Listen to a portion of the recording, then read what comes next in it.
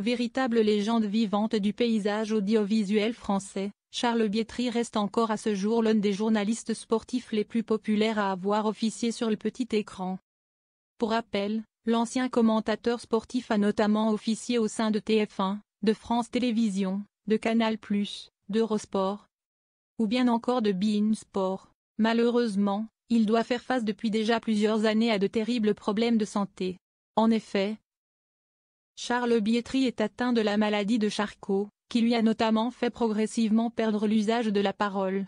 Auteur du livre baptisé La Dernière Vague, l'ancien visage de Canal+ a accordé une interview à Audrey Crespo-Mara, qui a été diffusée dans l'émission 7 à 8 le dimanche 26 janvier 2025 sur TF1 CIST grâce à un logiciel d'intelligence artificielle ayant généré une voix similaire à la sienne que Charles Biétry a pu répondre aux questions de la journaliste.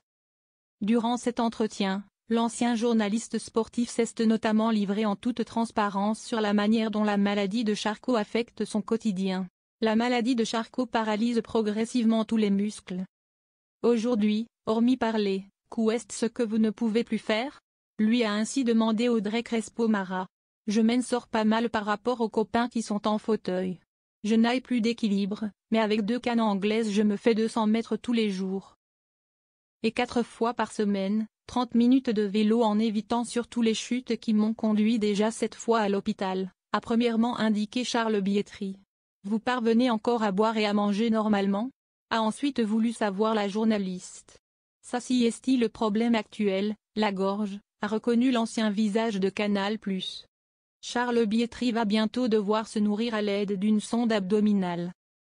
Non seulement je ne parle plus, mais je me nourris très difficilement de poissons et de purée en buvant essentiellement des jus de fruits épais.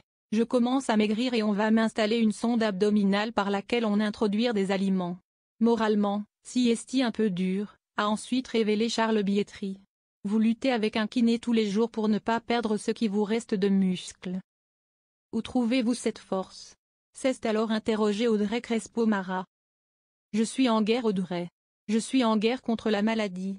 Le sport m'aide tous les jours à haïr la défaite. Je sais que je vais perdre un jour. Mais pour tous ceux qui m'entourent je dois me battre. Et puis les Bretons sont un peuple qui n'abandonne jamais, a finalement conclu l'ancien journaliste sportif.